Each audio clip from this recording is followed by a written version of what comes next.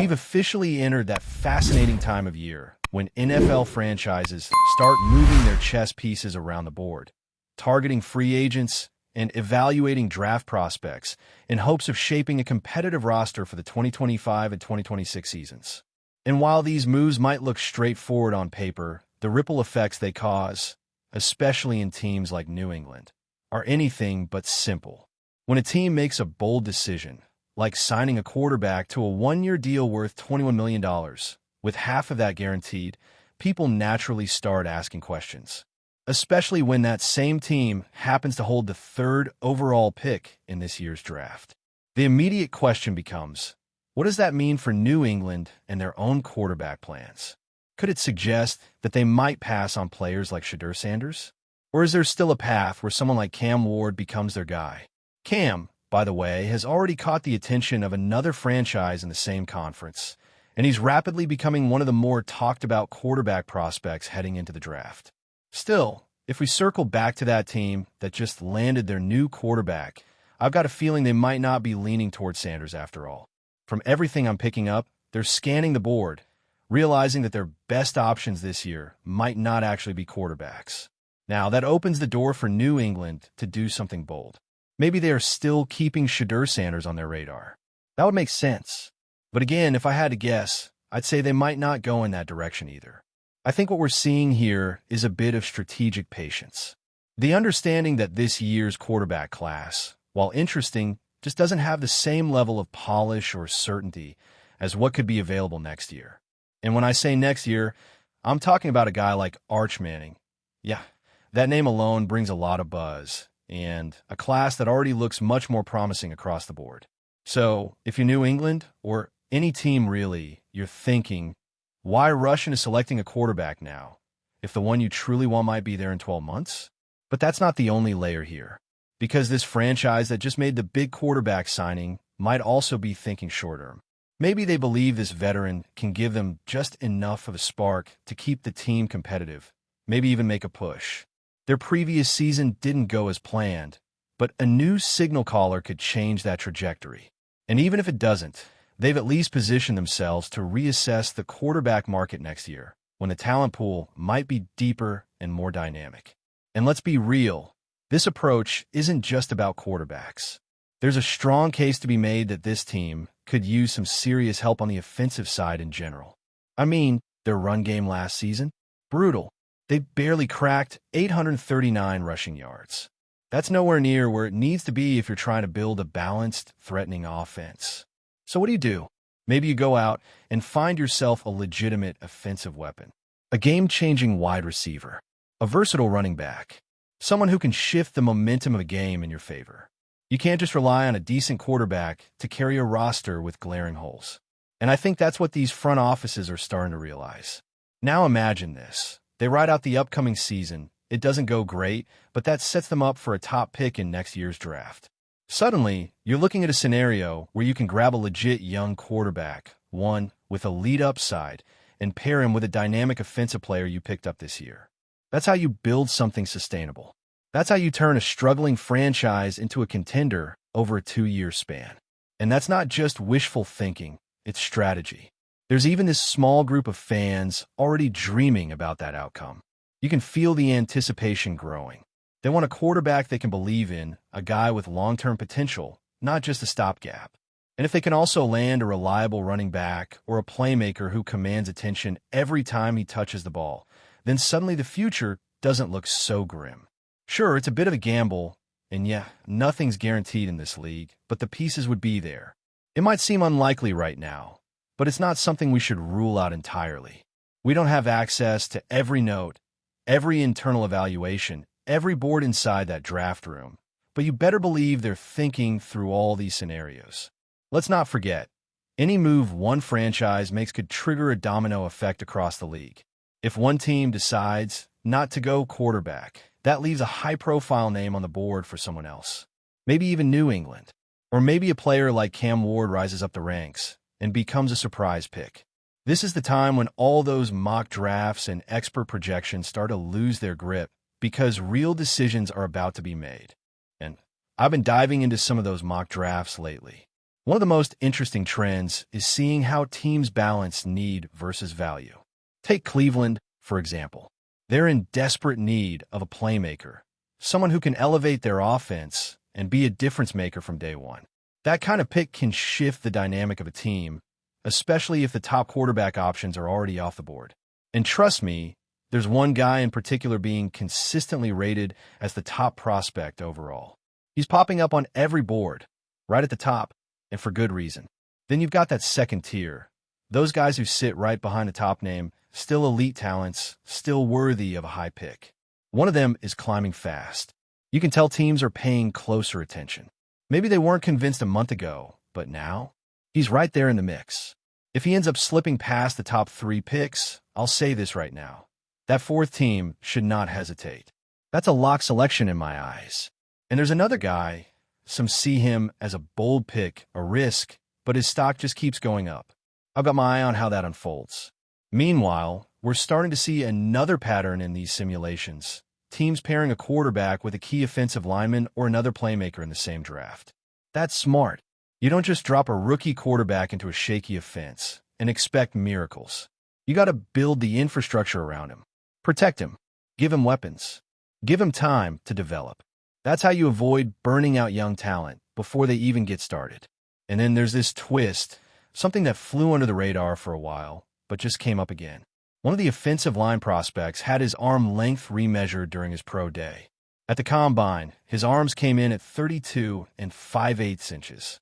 But during his workout at LSU, he measured 33 inches. Now that might sound like a small difference, but in scouting circles, that half-inch matters. It can change how teams evaluate his potential on the edge. He even addressed the criticism head-on, saying he never understood why it was such a concern to begin with. And honestly, I don't blame him. No one was questioning his physical traits over the last 2 years, but now suddenly it's a hot topic. He's got something to prove now, and he knows it. And based on the energy he brought to his pro day, I wouldn't bet against him. He's likely going in the top 10, and he's playing with a chip on his shoulder. That could be exactly the kind of edge an NFL team wants in a young lineman. And look, in a league where the smallest detail could separate a starter from a backup, teams are watching everything. A guy like that, with solid tape and now a boost in measurable traits, he's going to climb, no doubt. But let's zoom out for a second, because what's really fascinating about this entire draft cycle is how unclear everything still feels at the top. Normally, by this point in the year, we have a much firmer sense of who's going number 1, number 2, and so on. But not this time. This time, there's a lot of gray area. There's a growing belief that the first pick might be a no-brainer, but after that, it's a total toss-up. And that's exactly what makes it so fun to watch unfold. Because once the first name is off the board, every single team behind them is thrown into a reactive mode. They're adjusting in real time. Maybe they had their eyes on that guy. Maybe their plan just vanished. Now, they're on a plan B, plan C. It's chaos behind the scenes, and yet somehow it all comes together on draft night like a puzzle. You'll see trades, you'll see surprises, and you'll definitely see teams take players no one expected them to take. I keep circling back to the quarterback discussion because let's face it, that's where the spotlight always lands. There's still a lot of chatter about whether a team with a mid to high pick will take the leap on a quarterback this year or wait. Some insiders are convinced they're leaning toward other positions. Others think the pressure from ownership or fan base might force their hand. And then you hear whispers from the building. Maybe they don't think their guy is in this class at all. That's the kind of inner conflict that defines draft strategy. And the timing couldn't be more crucial. Because again, if you pass this year, you better believe you'll have to be aggressive next year. Especially if the likes of Arch Manning or other top-tier quarterbacks declare. So there's this quiet, almost strategic hesitation happening among some teams. They're asking, is it better to reach now or wait for someone who might truly be a franchise cornerstone? And fans are feeling that tension too. You can hear it in the conversations online, in podcasts, in comment sections. Some are shouting, "We need a quarterback now," while others are preaching patience. There's a real divide. But personally, I get the hesitation. You don't want to mortgage your future for a guy you're not fully sold on. especially when the next draft might be loaded with the kind of talent you build around for a decade. Meanwhile, the teams who do go after quarterbacks this year might find themselves under a massive spotlight. Every decision will be dissected. Every throw from those rookies will be analyzed. That's just how it goes when you draft a quarterback early. The expectations are sky high from the jump. And if you're a team like New England, where the legacy at that position is as heavy as it gets, the pressure to get it right is even bigger. It also makes every pick before and after them that much more interesting. Because if they skip on a quarterback and someone like Cam Ward slides a few spots, does another team pounce? Does someone trade up? These are the questions that keep scouts and general managers up at night. They're playing a mental game of draft dominoes, trying to predict every move. And just when you think you've figured out how things might go, a team like last year's surprise pick throws everything off. Remember that? A top 10 selection that no one saw coming, and suddenly every board across the league had to be reconfigured. That's the draft for you. Unpredictable, ruthless, and beautiful all at the same time. What I'm really interested in is what happens when one of those elite non-quarterback prospects starts to fall. There's always one. Someone everyone agreed was a top 5 lock, and for some reason, he's still available at pick 6 or 7. That's when things get tense, because now teams that weren't expecting that player to be there have a decision to make. Stick with their plan or pivot. And most of the time, they pivot, because talent like that doesn't fall far. If a team sees a premier edge rusher, an elite wide receiver, or a game-changing tackle still on the board outside the top 5, they're jumping on it. And that's how a team's entire draft can go from solid to spectacular. One surprise drop, one bold decision, and suddenly a team's got their guy for the next 10 years. But of course, for every team that hits, another team misses. That's the nature of the beast. Not every draft pick works out. Some quarterbacks flame out. Some can't handle the transition to the pro level. And that's why teams are so cautious, especially at that position. They've been burned before. They've seen the headlines. They know what's at stake. And right now, as teams are holding private workouts, finalizing their boards, and locking in interviews, the pressure is mounting. They've got one shot to get it right. One pick to change the course of their franchise. And whether it's Shedeur Sanders, Cam Ward, or even someone flying under the radar, that decision is going to define their next few seasons.